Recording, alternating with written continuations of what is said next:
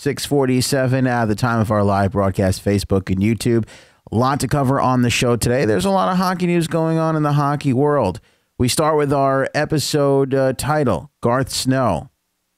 Maybe not as safe as we originally thought. We now know when Alain Vigneault became unsafe with his job. Patrick Sharp announces his retirement. Plus, we got a lot more to get into. The Humboldt Broncos. We'll talk about this terrible, terrible tragedy. And what's brand new about the Stanley Cup that's not actually on the Stanley Cup. This isn't about the Stanley Cup ring that's being moved. All that and more on this episode of the Hockey Talk Show.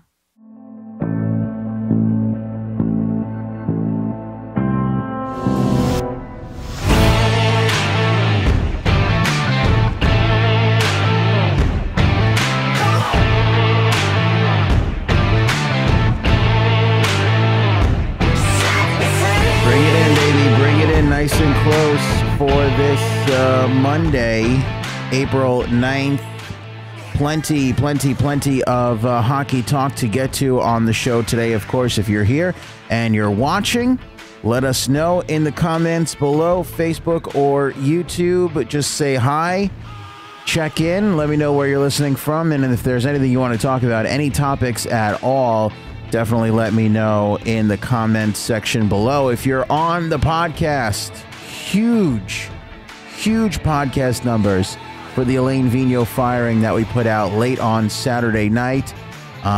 Rate and review on iTunes, most importantly, Stitcher, the TuneIn Radio app. You can follow along there.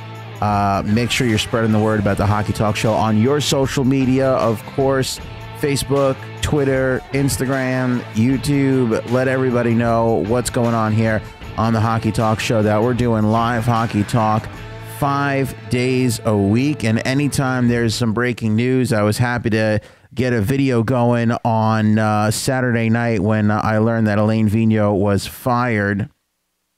I was pretty surprised about that. If you didn't see that video, it was very well received. So check that out in the YouTube page for the Hockey Talk Show. Of course, links all around at hockeytalkshow.com. Aaron, what's up? How's it going? Joe, welcome into the show. Daniel over there listening and watching from Montreal. That's what I'm talking about. For a while, we were like so caught up on Montreal. Anytime there was something happening in Montreal, we were all over it. We were all over Ottawa too. We've rested from Montreal and Ottawa, but we're going to get more into those teams, of course, as the draft comes up, as the Stanley Cup Finals end, and as we head into free agency. Those teams are going to be vital. I do believe that Erik Karlsson will be traded. I maintain that to this day. I think that is definitely going to happen, and I think that there's going to be a lot of interesting things coming out of Montreal. What do you find to be the more interesting rebuild here, Montreal or the New York Rangers? That's a good question to start the show off.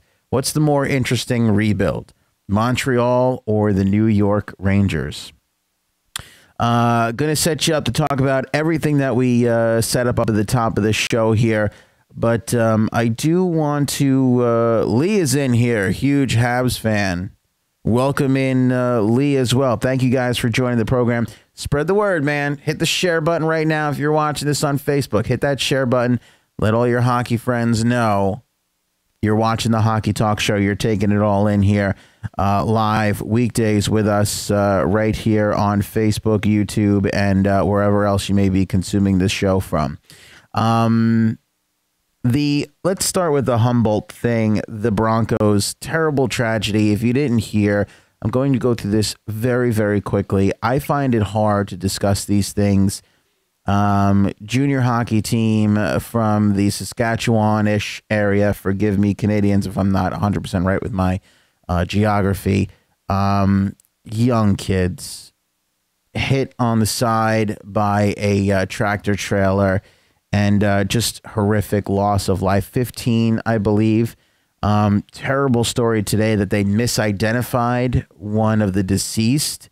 So somebody that they thought was dead wasn't, and somebody that they thought was alive was actually dead. Young kids. I'm a father of two. I mean, I can't even imagine I have a hard time just even looking at the stories after I initially heard about it. There's not much that I can say to it that hasn't already been said.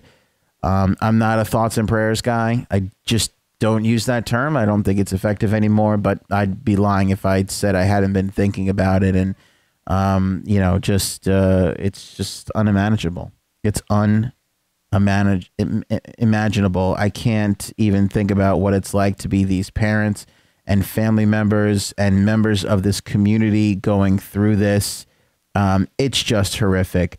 The best that I can muster up and do to our little corner of the world here that pays attention to us is put links up, which we've already done on our social media channels for the GoFundMe page, which at the time that we first posted just completely flew through the roof. I think they were trying to raise like $100,000 or something like that initially, and they were up to $750,000 very, very quickly. At the time of this broadcasting, I should say, we're broadcasting live.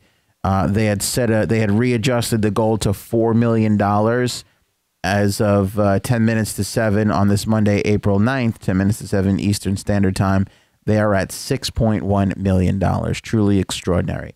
No amount of money is going to bring these kids back, but there's going to be a lot of kids that are most likely going to be disabled. There's going to be a lot of struggle that these families are going to go through. We don't know what their personal situations are, but having been in radio for years and having been with some families that have gone through horrific tragedies, I can tell you that finance always comes into effect, whether it's missing time from work or, mom and dad have to take time off from work and they're going through their grieving process.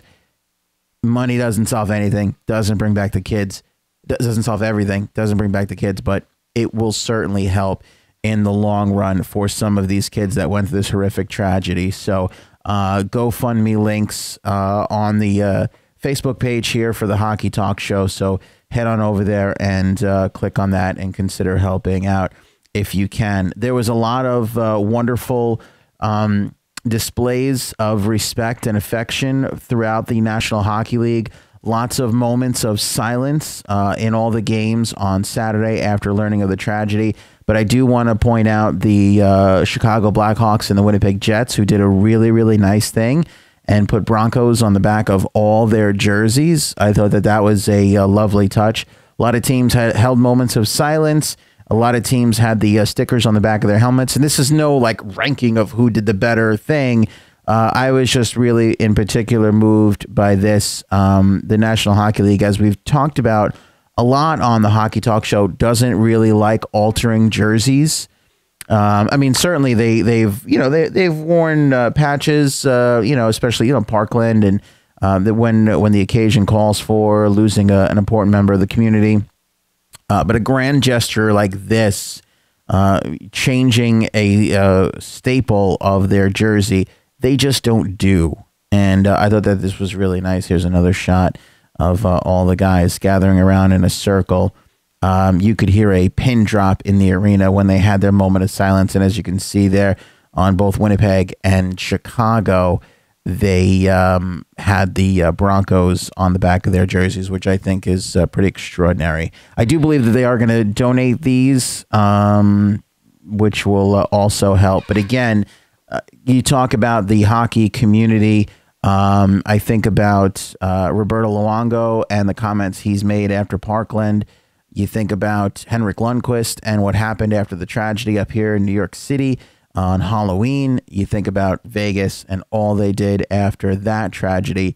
The hockey community is one that I am just super proud to be a part of, because I feel it is filled with some of the best people that we have on this planet, and they always step up. Key example, trying to raise $100,000, readjusting the goal to $4 million, and now being at $6.1 million on a Monday when this happened just a few short days ago is extraordinary. So kudos to the hockey community for, again, rising up above and just being extraordinary in their efforts to console members of their own community. Red Light Hockey guys, and of course the NHL YouTuber group. We're there live today. Thank you for everybody for joining us, to Dustin and everybody in Red Light Hockey for continuing to host us in their fan page. If you're a fan of hockey, if you like the Hockey Talk Show on YouTube or whatever, make sure you check out Red Light Hockey, NHL Red Light Hockey on Facebook. They're extraordinary. It's a great place to talk hockey 24/7. So can't say enough about those guys. The Stanley Cup is making some additions. And I'm not just talking about the ring. By the way, I was surprised at all the people that were getting upset that the Stanley Cup was losing a ring. For those of you that don't know, the cup, the cup has, you carve your name on it. And after it fills up, they just remove the top ring, slide all the rings up, and make more room on the bottom. That's just always been the way it's been. I think it's a genius way to handle the trophy. I wasn't upset. I was really surprised, though, at all the people that were like, this sucks, or what the hell. It's just the way it is. Those rings go into the Hockey Hall of Fame. If you've ever had a chance to visit, by the way, I've been numerous times. Great experience. Wonderful. You can see the rings that have already been retired into the Hockey Hall of Fame. I think it's a great way to, to handle the honor. It may not be traveling with the cup anymore, but it's still a part of the cup, and it always will be. So I just think it's classy. But there's a new thing about Lord Stanley, and that is its Twitter account. That's right. Lord Stanley's Cup, now on the Twitterverse. This, the first tweet, who has two thumbs, 126 years of memories, and a brand new Twitter account. This guy, hashtag my first tweet. So consider following the Stanley Cup at Stanley Cup on Twitter. That's at Stanley Cup on Twitter. Let's see here. A lot of trash talk in the room already. Chris, looking forward to Vegas going out in the first round so people will stop talking about them. They're a good team, not a Stanley Cup team. Ouch. Connor, you came to the Hockey Hall of Fame in Toronto? Yes. Is there another Hockey Hall of Fame that I'm unaware of? That was the one I came to. Numerous times, Connor. Numerous times. Although I don't know if I'm ever going to be allowed back after last time. Actually, I'm not even sure. I have to check with my lawyer if I'm allowed to go back into Canada, because that's a whole other conversation altogether. That is a whole other conversation altogether. Going to get into the playoffs. I want to dedicate a whole show to the playoffs. I think maybe tomorrow, but I will touch on it quickly. Enrique asking, can Anaheim get out of the West? I think we would have an easier time, Enrique, to answer your question. I think we would have an easier time actually physically moving Anaheim itself out of California than we would having Anaheim come out of the West. I just don't see it. I'm sorry, but it is not happening. Now, if your question is, can they get out of the first round? Maybe.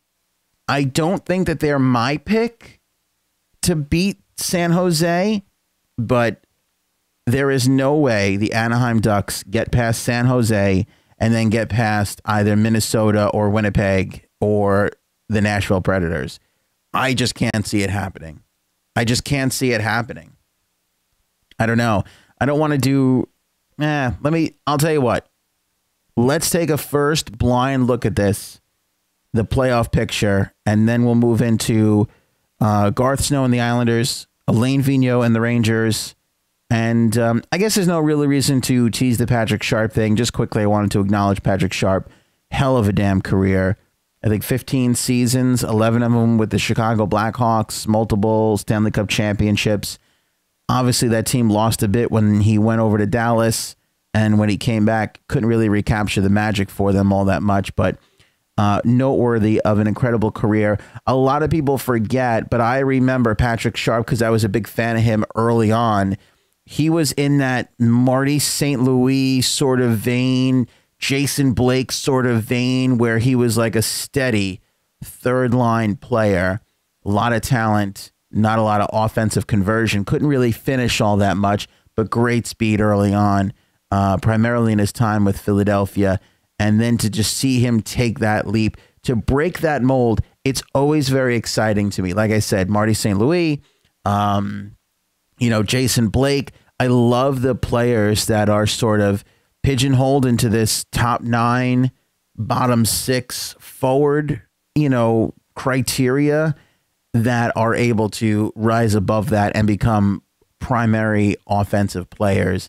And Patrick Sharp for a while was one of those guys, and very, very noteworthy. So kudos to him. And I wanted to just give him a quick old tip of the cap up at the start of the Hockey Talk Show here. All right, this is not really putting a lot of thought into it. And maybe we're killing the vibe of doing a show based all around predictions tomorrow. But taking a look at this, I think the West, if we're going to start there, I mean, is anybody picking the Avalanche over the Nashville Predators? How can you? How can you? I mean, it's Nashville all the way. It's Nashville all the way. I just can't see Colorado beating the Nashville Predators. Nashville is just so complete, even though the Colorado Avalanche have been so super hot. I just, I pick Nashville. It's an easy one to me. Although the juxtaposition of what's going on here, because Nashville was Colorado last year. Nashville was the last team to get in, and then they run all the way to the finals. So literally Colorado is this year's last team to get in. Can they be the Nashville of last year will be the question. I just don't see it against this team. I'm sorry. Winnipeg and Minnesota, incredibly tough to pick. I will go with Winnipeg just because they've been so dominant all year, but don't easily overestimate the Minnesota Wild. I think this one can go 6, and I think Minnesota will give them a hard time. Obviously, Eric Stahl is going to be the focus and whatever he can do, but I'm going to pick Winnipeg. As far as Anaheim, and by the way, I mean, great that you have last year's Nashville taking on Nashville. You have Winnipeg and Minnesota playing each other. The seedings worked out amazing because you may actually have a couple of Winnipeg fans shooting down to Minnesota and vice versa because of their proximity. Not super close, but pretty close. You have Vegas and Los Angeles, which is just 4 hours away. Not a far drive whatsoever. I've done that drive myself. It's quite pleasant. So that's a great rivalry that will be built, no doubt, and intensify after this playoff. And then you have a Battle of California with San Jose and Anaheim. So, I mean, it really worked out well for the seedings in the National Hockey League. And you can continue that conversation with Pittsburgh and the Flyers. Battle of Pennsylvania right there. I mean, that couldn't have worked out better. In fact, it was just a couple of weeks ago on the Hockey Talk Show that we were talking about that because it was possible, then it was impossible. And we were like, well, wouldn't it be great if this happened and that happened? And like 7 things had to happen and they eventually wound up happening. And now we got a Battle of Pennsylvania, which is extraordinary. You have a battle of who wears red, white, and blue better between the Caps and the Columbus Blue Jackets. They have the exact same color scheme. They just use them differently.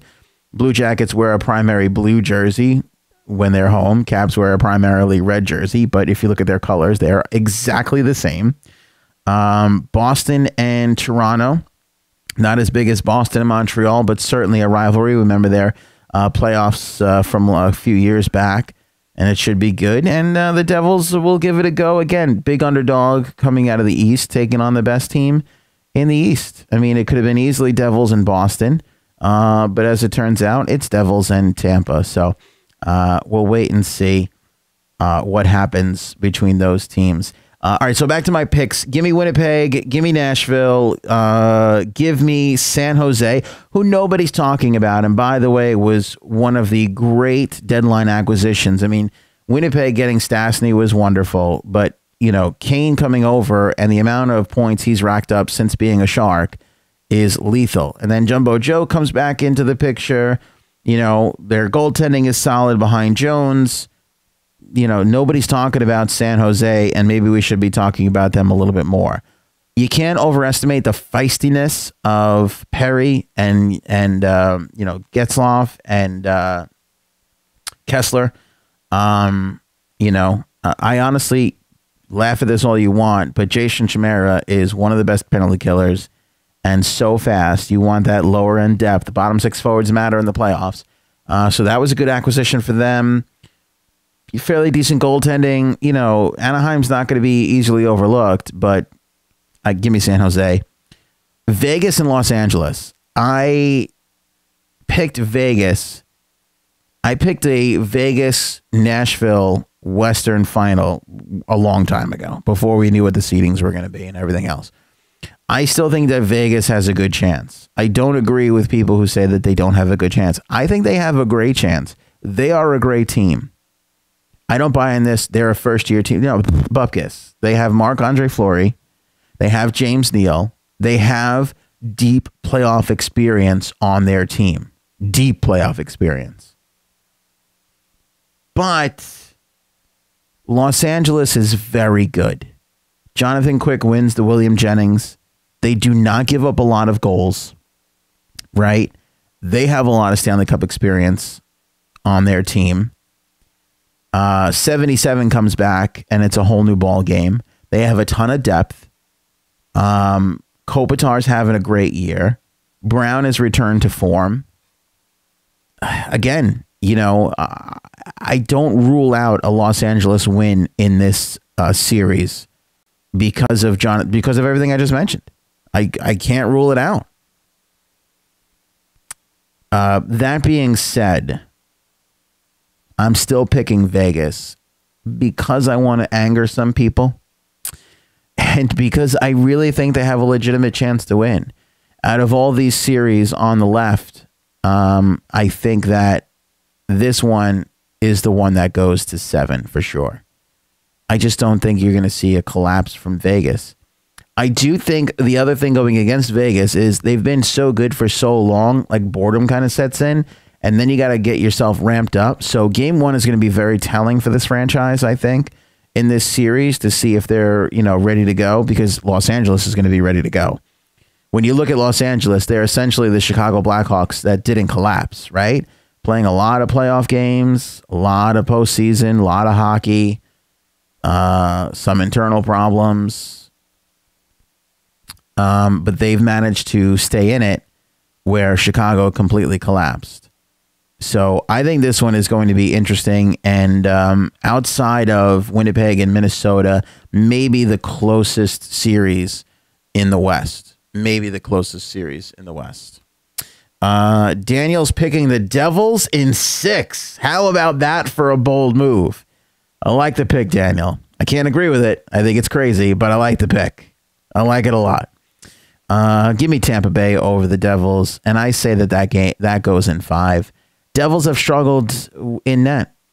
Who do you start if you're the New Jersey Devils? Kincaid or Corey Schneider? Who do you go with? I don't know. I mean, a lot would say you ride the hot hand in Kincaid. I can't argue with that. And then there's some people going, are you crazy? Corey Schneider's the best goaltender. It may be rough, but the playoffs are a restart. You put in Schneider. I can't really argue with that either. I don't know. I don't know what to do. You have the same situation with the Caps. Caps and Columbus. This is the first time, by the way, I think Columbus has made the playoffs in back-to-back seasons. Columbus has played damn fine. I think they were on a 13-2 run or something crazy like that in the season. They were fresh as hell down the stretch. Good trade deadline acquisitions that worked out fairly well for them. Smart move holding on to Johnson. But again, on the other side of it, with the Caps, who goes in net for the Caps? Is it Grubauer or is it Holtby? You know, who do you play? Grubauer's been the hotter hand. Holtby is clearly the better goaltender long term. What do you do? A lot of people, Aaron included, commenting, Washington's a joke. I honestly don't think that you can overlook the Washington Capitals. I know their postseason success in the past has not been good. But again, I take the roulette approach to this sort of situation. In Vegas, they quadrupled their take or whatever, the casino did, because they started a board on the roulette tables that showed you the past results. It's the biggest sham in Vegas because the ball has no idea where it fell last. It's a game of chance. Past results have nothing to do with future outcomes. But that board, everybody looks at it. Everybody goes, oh, I think this is going to come out now because it hasn't come out in a while. It's insane to think that way. It's insane. Now, it's slightly less insane because same players, same coaching staff, they have a history. It's not totally crazy to think that Washington's going to wash out. But I wouldn't underestimate them. I wouldn't underestimate Alex Ovechkin. I just wouldn't. Kuznetsov, I love. They have some depth there. Wilson's got that sandpaper that helps in the playoffs. And they do have, two capable goaltenders. And if Holtby gets his foot... By the way, Holtby gets hot in the playoffs. But the Caps are struggling with something for sure. That I don't think they've ever moved past the second round while Ovi has been there. I don't think that has anything to do with Ovi as much as it has to do with the rest of his team just stinking around him. And I know what you're going to say. Ovi's not a playoff performer. He's not the best. He's disappeared in the playoffs. But he still opens up a hell of a lot of ice for other people. And I blame the other members of his team just as much as him, for sure. Daniel, a new season, I go with Schneider. All right. I could see it. I mean, I could ask 100 people. I'll get 50 different, I'll get 100 different answers. It'll be 50 on one side, 50 on another side. Joe, I think the Caps are a one-line team, so in the playoffs, they get shut down. Possible. It's possible. The thing with Ovi, though, is everybody knows his moves, yet he still scored 49 goals this year. And I don't want to get too much into this because there's a lot of hard debate, right? Is it Hall? No, it should be Kopitar, right? Kopitar comes into the Hart discussion. It should be Hall. It should be McDavid. It can't be McDavid because Edmonton's not in the playoffs. Then the playoffs don't matter because it's how valuable you are to your team. Everybody's talking about all this stuff. Now we're talking about 28 for the Flyers, right? Everybody's Drew. Drew should be it. Drew's the Hart.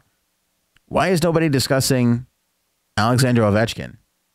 Why is it that points matter so much more than goals?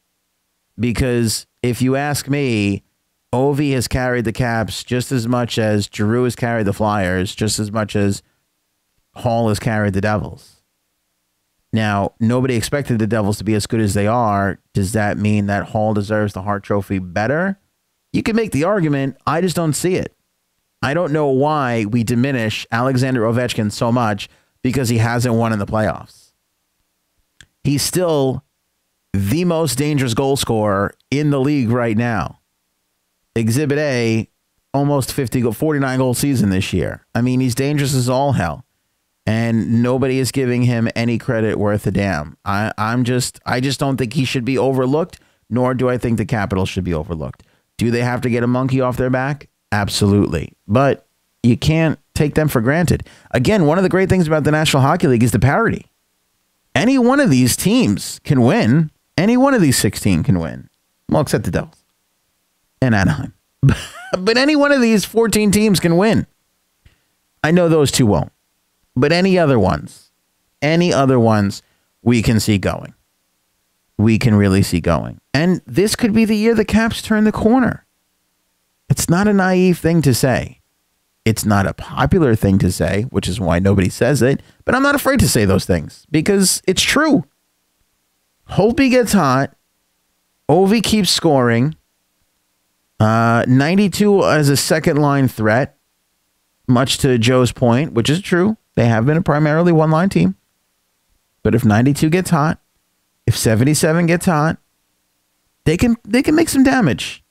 They can make some waves. So quick picks on the right-hand side. Give me the Bolts. Give me the Pittsburgh Penguins. The other two are so hard to pick. They're so damn close. They are so damn close. I can't pick them right now. I got to go look into it a little bit more. Boston's so hot, but again, with the Leafs, I just can't underestimate them. They're not as playoff experienced as Marchand and Chara and Tuca. It's totally true. But Austin Matthews, I don't care what you say about Brad Marchand. And you know how I feel about the Boston Bruins. You know, I'm outside of Brad Marchand. I love that whole team. I love, what's his name? Who is the other guy? His name just flew out of my mind. I'm only his biggest fan. Who's the other guy on the Bruins besides Marchand? He's one of the best centermen in the game. He's phenomenal. He's phenomenal. Doesn't get enough credit on the team. Patrice Bergeron. Patrice Bergeron is one of the great players of the game. All that included, Austin Matthews is going to be the best player on the ice for those two teams. He is the best. He's the best. Eddie, I'm the competitive side of me is happy to admit that I thought of Bergeron before you said it, but the graceful side of me thanks you for being first to put it in the comments. Austin Matthews is the best player on the ice. No, I don't care what you say. No, but Brad Marchand and Patrice Bergeron and Chara with Bupkis. Austin Matthews is the best player on the ice. And they got great goaltending. Toronto does. Great goaltending. And there's a lot of youth on the side of Boston, too. So that's going to be a hard one to call. And the Caps and Columbus are just so damn close. I couldn't even tell you. Panarin makes me want to go into Columbus's favor. But again, I just can't discount the Caps. I just can't do it. Barry Trotz already knows who's going to go for the Caps. He hasn't told us yet. As soon as he does, we will figure that out. Over to the New York Rangers. Jeff Gorton had a press conference today, and he talked about a lot of things, primarily that he fired Alain Vigneault. That was a big part of the conversation. Nothing really groundbreaking here. Nothing new that was discovered. I say that this is a big misstep on Jeff Gorton's part. I don't disagree with people when they tell me Alain Vigneault is not a young guy coach. He's a veteran coach. He doesn't like rookies. I don't disagree with that. I get it. But a good coach is a good coach is a good coach. I don't doubt that you need somebody to come in and help develop. That's what assistant coaches are for. I'm sorry. If you wanted to revamp your assistant coach staff, I am not going to argue with you whatsoever. But to me, that would have been the move. Bring in some more assistants and help develop that way. Now, somebody in the comments in our last video where we, were spreading the news, we didn't break the news. Bob McKenzie did, but we got the video out pretty early. Said, I hope Arneal stays. Arneal's gone. He's gone. So to me, that would have been the move. Like, elevate, get an associate coach in there, right? Like, is Lindsey Ruff the associate coach or assistant? I really don't even know. But the point is, it doesn't even matter. Your assistant coaches, your player development guys in the organization could come in and help these rookies. I don't know. Alain Vigneault hasn't spoke up. Maybe it was the kind of thing where Vigneault was like, look, I don't want to do this. Or maybe it was that kind of a firing. I'm not 100% sure.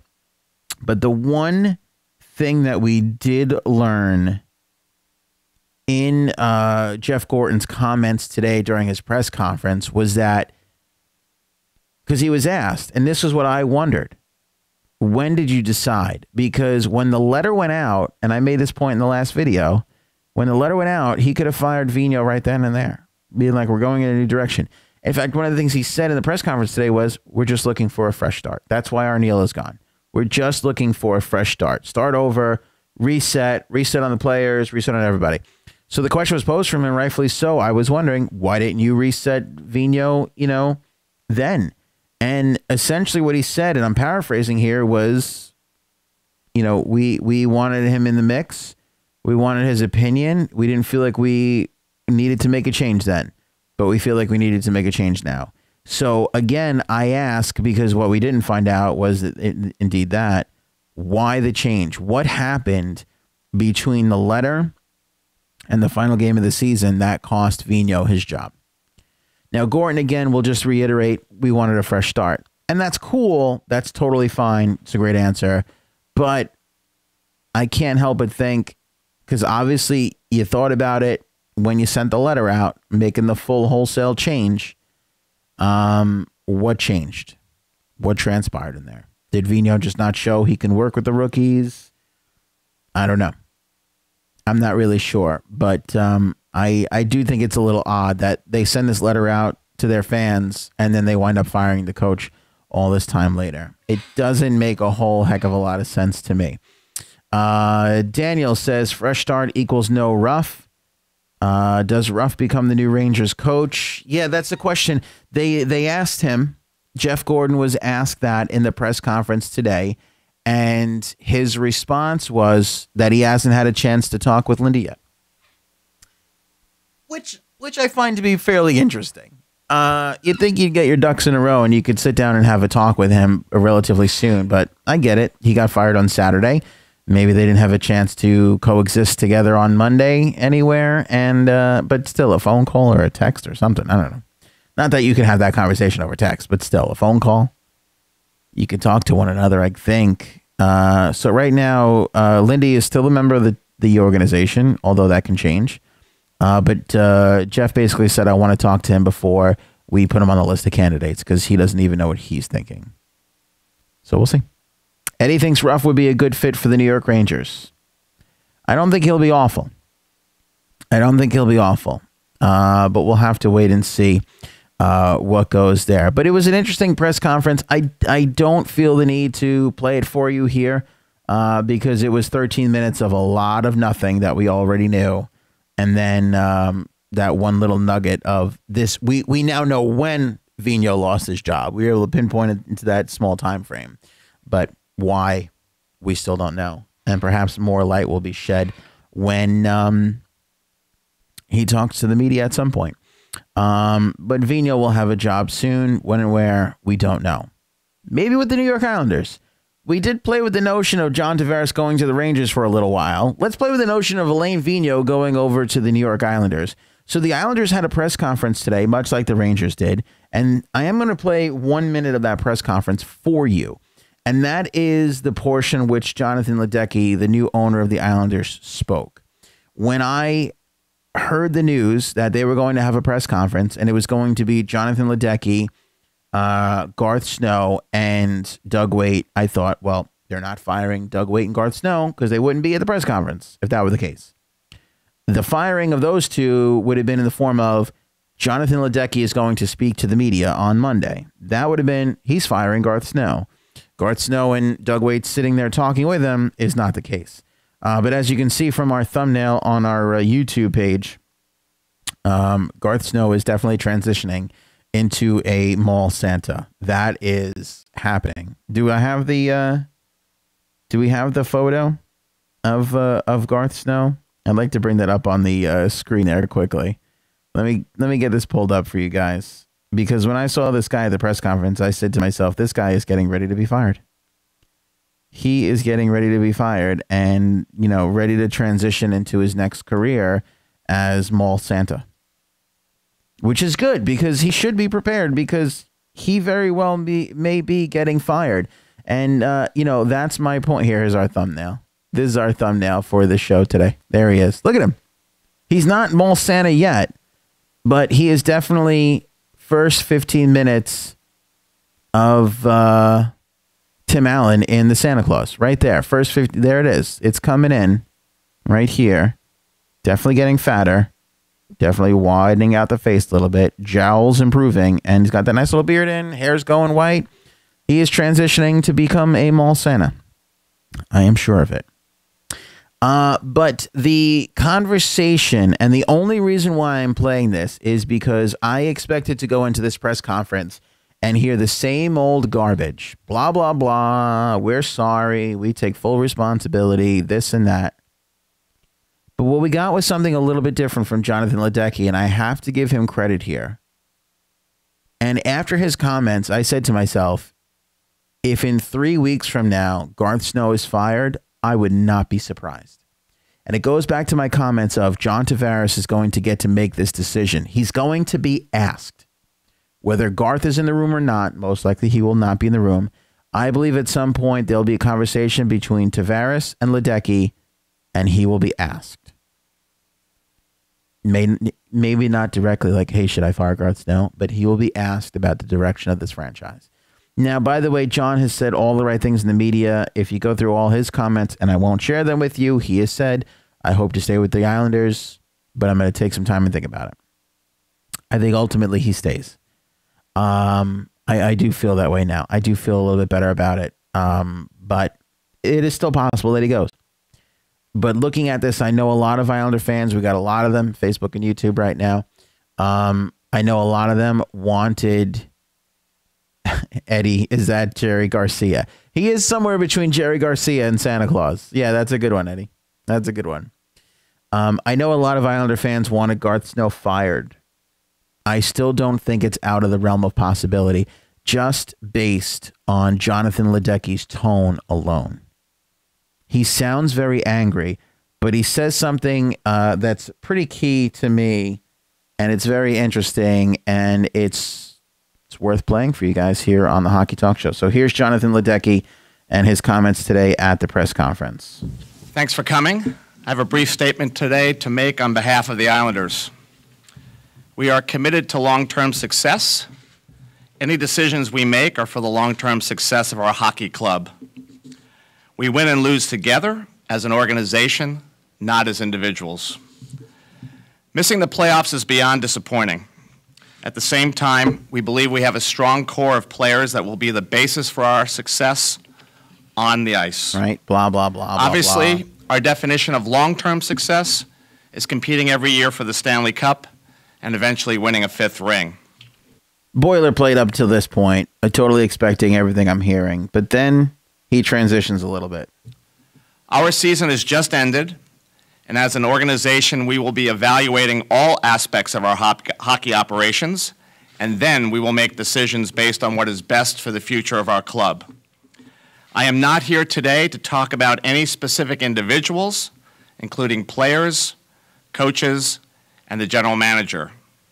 We believe that it is essential to our success to have a thoughtful evaluation process to look at the past and, more importantly, assess the future of our team on and off the ice.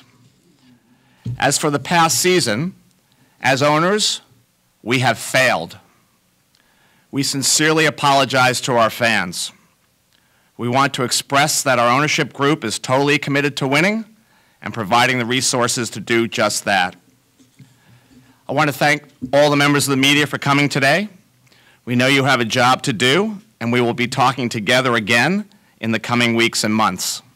I am now going to turn this media conference over to Doug Waite and Garth Snow. Thank you.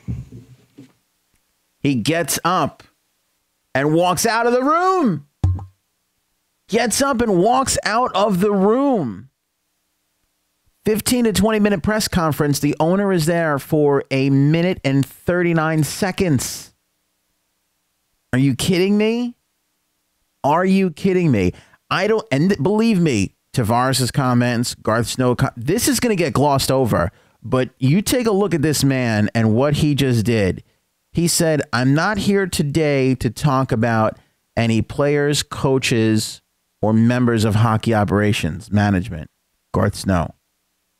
There's going to be a full evaluation. We will talk in the coming weeks. I'm turning it over to these guys. Packs his papers, packs up, and walks out of the friggin' room. I am amazed by this. And Islander fans, you've got to be happy with your ownership's reaction today, because he essentially said the guys sitting next to me are not safe. We have not finished our evaluation. And I know some of you are going to be like, well, how much more do you need to? Well, you know, you got to take its time. Again, you're in the middle of negotiating with one of the greatest players this franchise has ever seen. Definitely the greatest player since the Cup years. It's a delicate situation. When Tavares was asked during his press scrum, he said he trusts Garth Snow and Doug Waite completely. They were the guys who drafted him. Waite's the only coach he's ever known. Capuano, of course, but Waite's been an assistant. Now is his head. I mean, lived with the guy. You know what I'm saying? There's history there. You don't go firing these guys unless you've spoken with John and have his understanding, his blessing, his okay, if you will. I don't think John wants to run this franchise. It's not the type of player he is. He's definitely a Matt Sundin. Keep me out of it, man. I show up and play every day. That's what I do. But he's going to have a say whether he knows it or not. And I think that the owner could have gone in there and given you boilerplate and blah, blah, blah, and it'd been terrible. But instead, Liz has got it. Liz has got it. Foomp, mic drop. Mic drop. I'm not happy.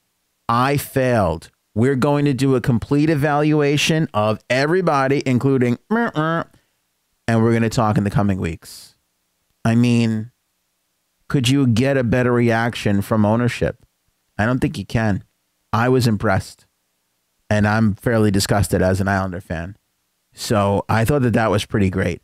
In the coming weeks, as more and more of management talks, I know we did a lot of Rangers and Islanders today, but as more of these guys talk, we'll be covering it. We were all over Montreal when they had their big press conference.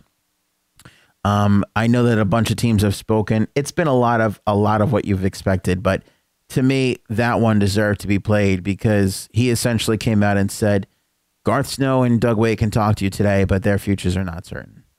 That's essentially what he said. And that's a big, bold move on the behalf of Islanders ownership. Fun show today. Tomorrow, maybe a little playoff talk. I don't know. Maybe we did enough of it. We can definitely preview the playoffs on Wednesday. Playoffs start Wednesday. We're definitely going to be covering. We're with you guys all the way to the playoffs.